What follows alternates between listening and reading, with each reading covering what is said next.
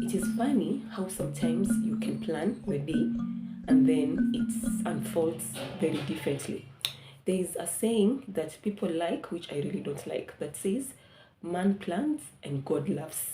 I don't like that saying because it presents God as someone who is just out there waiting to laugh at man. But normally, what that saying means is we have our own plans, but God also has his own plans. But in Swahili tunasemanga, mipango si matumizi. Yani, so what you plan to do is not necessarily how you will eventually end up doing it. And for me, in this Vlogmas Day 6, that is exactly what happened. I had my day well planned out. This is what I was going to do, and then this and this and this and this. This, I'm not so sure if this was supposed to be part of it or not. Actually, I was supposed to do something similar to this, but not this way and not even in the day I'm doing it. You'll have to watch Vlogmas Day 7, which sounds weird, for you to understand. So those of us watching Vlogmas Day 6 and you're wondering, what's up? Why is she telling us to watch for something of tomorrow? Is she from the future? Please, girl, time travel is not real. So, tafadhali no. But watch Vlogmas Day 7 to understand what I mean. I received a phone call that left me feeling not sad, but bad. It kept me in a low moods, and as a result, I ended up doing some activities that consumed a lot of my time, and those activities I was doing them so that niregeshe morale, so that I put myself in good moods, which accumulated most over time. So enough of that. So let's see how exactly did this Vlogmas Day 6 go on. Number one, I did wake up and I studied the Bible as so. Good morning. I have to say I am having a very disappointing morning. I've had a very disappointing morning. I have just read the Bible and I'm about to share my reflections. But you know how sometimes you do things that you do things that you know you're not supposed to do. Yes, so in the morning I've struggled with something. May God forgive me. Yes, and I'm like, now what right do I have to sit down and read the Bible? What right do I have to pray? You know? And I was reminded, yesterday I was listening to Stephanie Ike, and then she was talking about pride, and then she was saying that pride is too prideful to present itself as pride.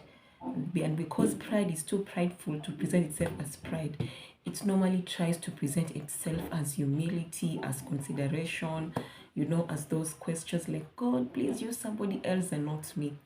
So even as I was thinking that what right do I have to sit down and read the Bible, what right do I have to pray, I was reminded that in itself is pride, because I think I have the right to approach God because of my own good acts. Yet the only reason I approach God is because of his mercy and his grace. So I am repenting. May God forgive me. And if you're listening to this and perhaps you found yourself thinking like that, may you also repent, because imagine it is pride. And for the longest time, I've never really understood this concept. This is not the first time I'm hearing this. Way back, probably like from 10 years ago, or 5 or 7 or 3 years ago. I don't remember the timeline. A friend of mine shared this with me, and from then up to recently, I've always been struggling with that concept that when you say, please don't use me, or when you say, I feel unqualified for that, I was wondering, why is that pride? And I won't lie, I don't think I've come to the full comprehension of it, but at least yesterday, I have begun to slightly or smallly begin to understand it, that it is pride because you're focusing on yourself, because you think you need to depend on yourself to do something. So when you tell God, I can't do this thing that you're telling me to do, or I can't approach your presence because I have done 1, 2, 3, I have maybe fallen in 1, 2, 3 areas, or I have abused someone, or I have just posted a very mean comment somewhere, or I have just, backbited someone, whatever it is that perhaps you have done, and you feel like I can't come to your presence because of that, it means you think you go to God's presence because of how holy or how good you are. Yet we approach the throne of mercy with grace. We approach God because God is merciful. So we don't go to him because of how good we are. We go to him because of how good he is. So I am slowly beginning to comprehend and understand this lesson. So even as I was struggling and feeling what right do I have to read the Bible, I have just forced myself to sit down and read the Bible. I have read Luke chapter 6 because this is Vlogmas day 6, and I have read it and I have prayed, although it was 1 minute, at most 5 minutes prayer. So I have forced myself to do it because I feel like, one, it's not about me, although I genuinely want to reach to a place where I will not do things that I desire to reach to a place where I overcome my weaknesses. Yes, so even in as I'm waiting to reach that level where I overcome my weaknesses, I will continue to go to God's presence. So I have read Luke chapter 6. I have forced myself to read the Bible. I have forced myself to pray. I think I will continue forcing myself to pray throughout the day, even if it's just 5 minutes prayer. Yes, so in case you're also in such a place or in such a place, sometimes just read the Bible. I've read it and it feels like it almost feels like it was a waste of time, yet I know it was not a waste of time.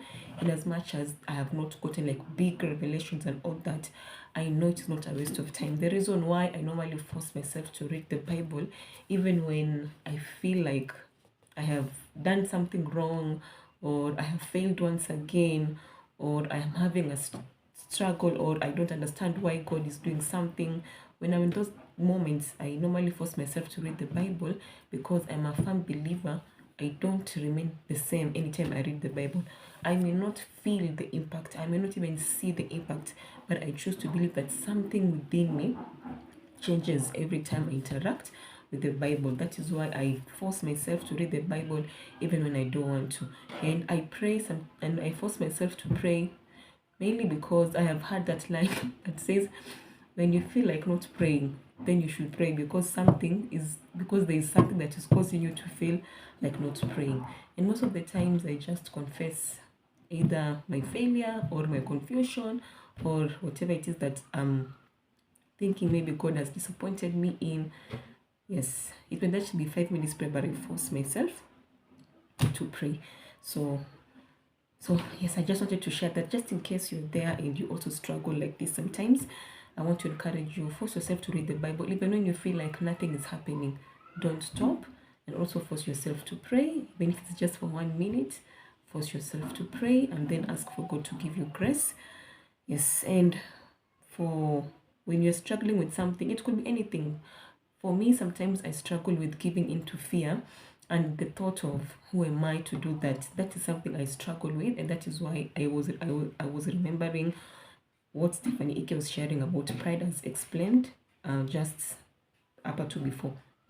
Yes, so I feel like I that is one of the struggles, common struggles I have. I feel like giving into fear, like, so who are you to do that? Or you are not that diligent, you are not that fruitful, because when you look at the people around you, they seem to be more fruitful than you are. So you think they're the ones who should do whatever it is that they are doing. But I encourage myself to just do it. So that is some of the things I struggle with. Like, who do you think you are? You don't even have that, you're not that fruitful, you don't even have that much results.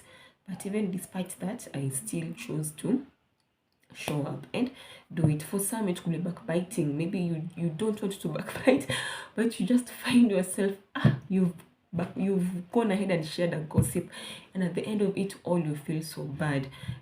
Don't allow that to hold you back from God. For some, it could be giving a rude answer, it could be anger. You are trying to control yourself so much, and then before you know it, you experience an outburst of emotion, and at the end of it all, you feel for some, it could be anything. I don't know, it could be anything. So in the event you find yourself at such a place, don't allow the feeling of the remorse feeling to separate you or to keep you away from God. Because most of the times after that, you normally feel, what right do I have to read the Bible? What right do I have to pray? And I'm still here getting angry, I'm still here backbiting, I'm still here feeling fearful and all that. Yet it is not about how perfect we are, but it's about the grace of God. And I'm not saying we continue sinning against God, no. Where you deliberately sin against God, no. I am praying for God to give us the grace to overcome our various weaknesses and challenges, that even as we are overcoming them, may we not allow that to keep us from God. And it is easy to hear, even as I'm hearing myself speak, I'm like, easier said than done, but may God give us the grace. So, and I want now to go to Luke chapter 6, what I've learned. And I won't really share much. I'm going to focus from verse 27. And today I just have like questions. But if you are willing to listen, I say, love your enemies, do good to those who hate you, pray for the happiness of those who curse you, pray for those who hurt you. If someone slaps you on one cheek, turn the other cheek. So this part of, if someone slaps you the one cheek, turn the other cheek. So my question here is, I know it does not mean literally, like if somebody slaps you, you turn the other cheek. But does this mean that if somebody harms you, or if somebody wronged you, you give them another opportunity to wrong you? Because I also feel it does not mean that. So I'm wondering, what does this, how does this manifest itself practically? So kindly share with us in the comment section. Yeah, if somebody slaps you one cheek, turn the other cheek. What does this mean, practically speaking, on a practical level? Does this mean give people opportunity to cross you? In a practical terms, what does this verse mean? Because I know it's not like physical slapping. And then give what you have to anyone who asks you for it. To anyone. So for me, I stopped here, to anyone. Give what you have to anyone. And I think one of the things that made me stop it's because I feel that there are people who are just wasteful. So I feel like such people, I may not give to them. So yeah, and when things are taken away from you, don't try to get them back. And when things are taken away from you, don't try to get them back. So I'm wondering, how does this manifest physically or on a practical level? Because if somebody steals my dress and I can see it, obviously my dress, I will ask for my dress back. Definitely, I will ask for that. As long as I know it, I will ask for it back. So is this, don't try to get them back. I'm sure that this is not what it means, but I'm wondering, what does this mean? Or how will this manifest itself on a practical level? If somebody comes and steal your land, will you just sit there and do nothing? So you'll go to court and try to get it back. So I'm wondering what this verse means.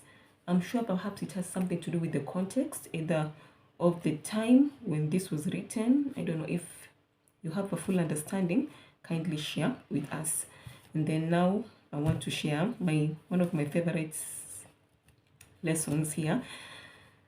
Yes, and verse 33, and if you do good only to those who do good to you, is that so ever wonderful? Even sinners do that much. And if you lend money only to those who can repay you, what good is that? Even sinners will lend to their own kind for a full return. This is a lesson that I love because it encourages us to help without being manipulative. Because most of us, we are good to lend to people money whom we know when we're in troubles, they will lend back to us. We know how to open opportunities for people whom we know, if they reverse, we know that in the future they will also reach out to us.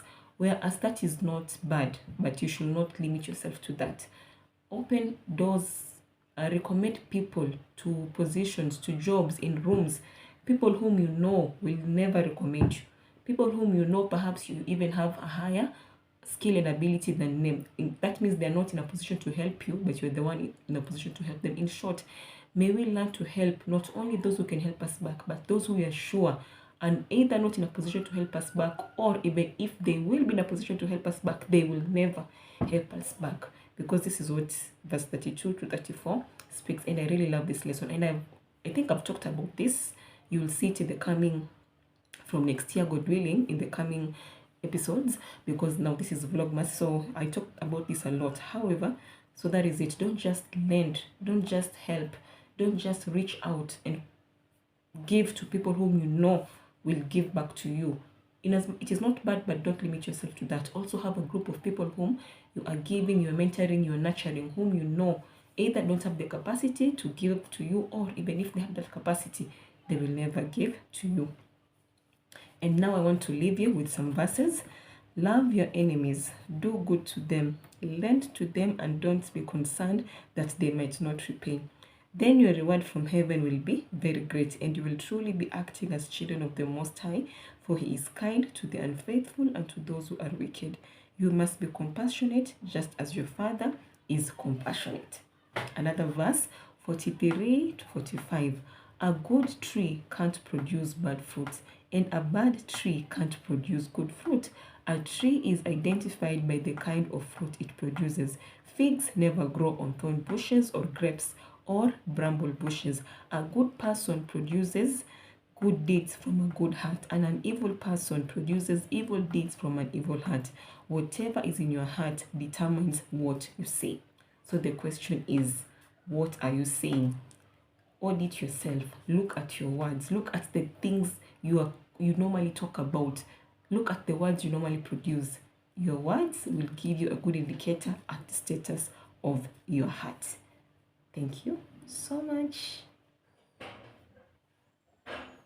Number 2, I listened to Vlogmas Day 5, and I normally do this to ensure that the video rolls out without any hitches. Yes, and I listened to Vlogmas Day 5 as so. The crowds, they went to the roof, they took off some of the tiles, and I understand this was a tedious work. It was not, it was so tedious. They took off. So for number 1 and 2, it was part of the plan. Even number 3, it was part of the plan. That is, I ate a very heavy branch as so.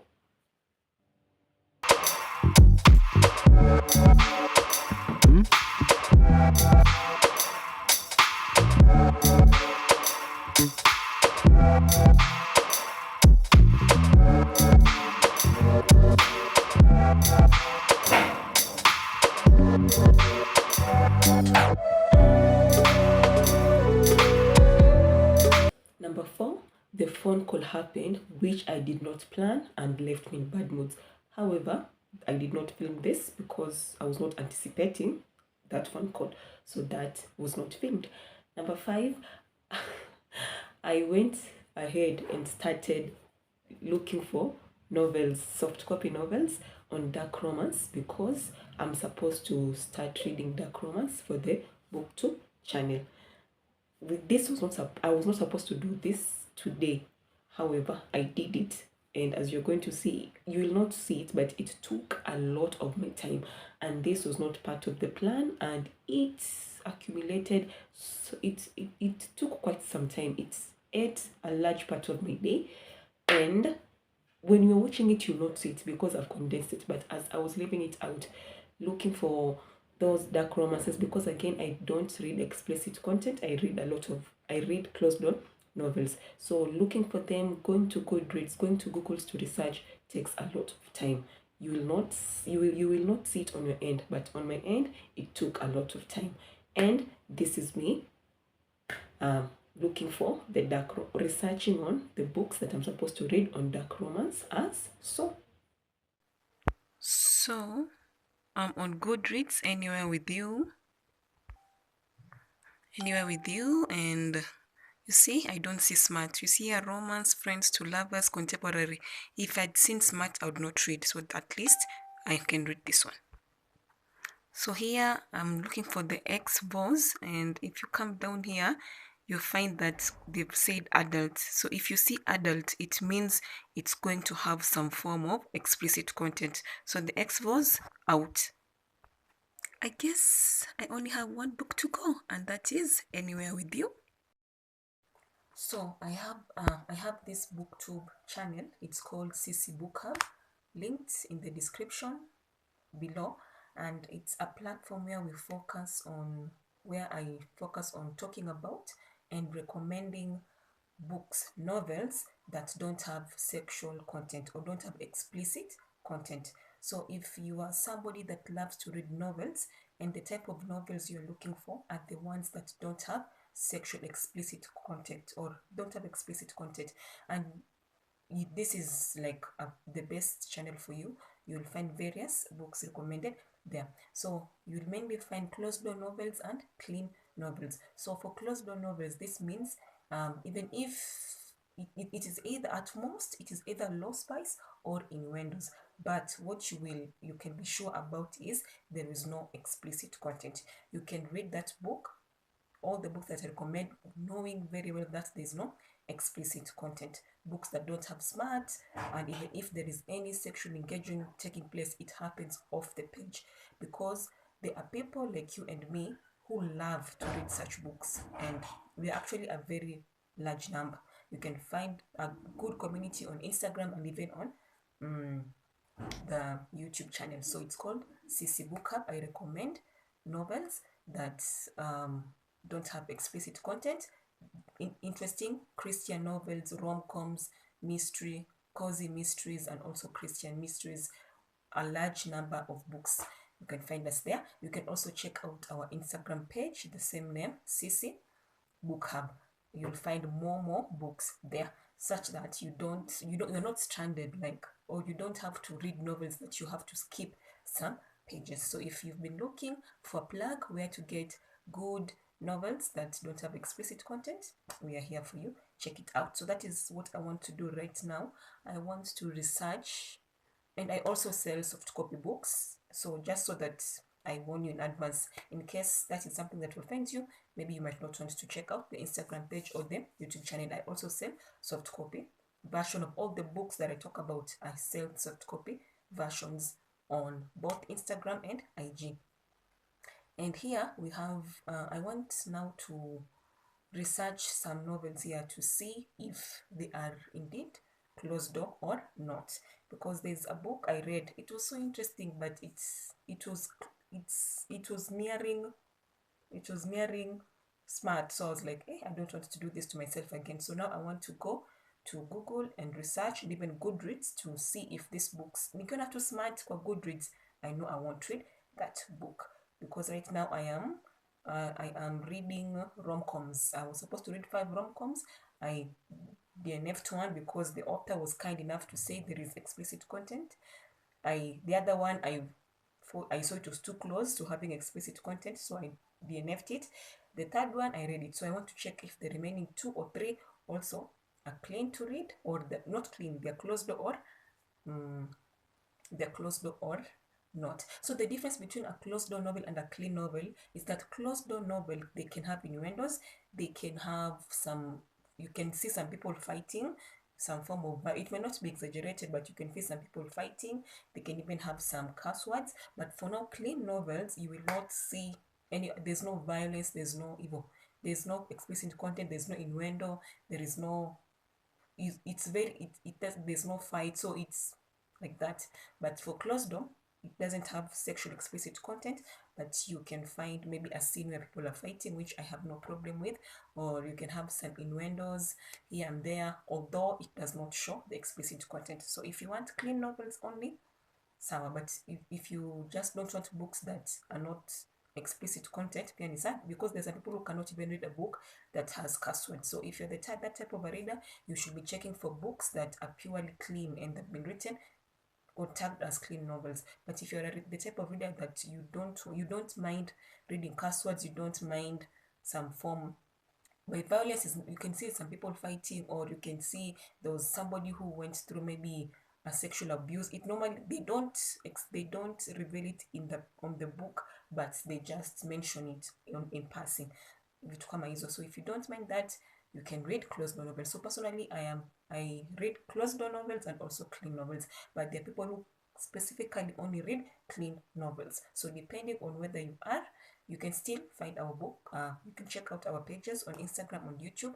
You'll still find a variety of books for you to read, and you can get yourself a copy by DMing us, and then we will get you at a very affordable price. So let's go. Number 6, something that I forgot. I did this even before the phone call.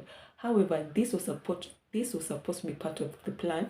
Even you too, it's I don't know, maybe because the phone call disrupt and all that, it interfered with my thought process, so I even forgot. But however, I read a novel which was supposed to be part of the plan. However, it will have unfolded differently from the way it is unfolding now.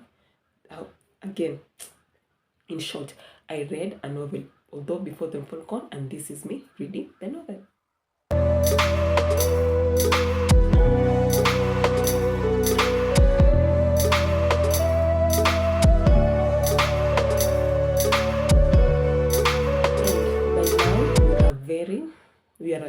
What you're going to see happen during the night. This was also part of the plan. However, it was not supposed to happen at night. I was supposed to read a novel during the day, kidogo, and also then you see me watching a movie again during the day. Even to none of this was supposed to go up to in the evening. However, it went up to the evening, and this is me watching different types of things. I watched Kenyan YouTube series, I watched Nigerian movies, and I watched up to very, very, very, very, very late, which interfered with also how Vlogmas Day 7 came about as so.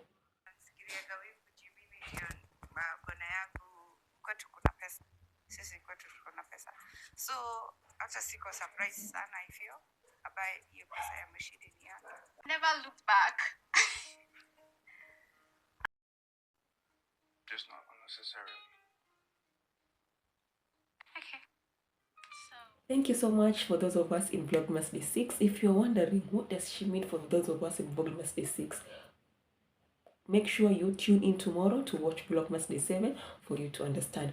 But for those of us watching in Vlogmas Day 6, thank you so much for watching. Thank you so much for your time. I hope you found the video entertaining and educative in any way possible. And I encourage you to read the book of Luke. This is Vlogmas Day 6. So read the book of Luke chapter 6 and share with us what lessons you have learned.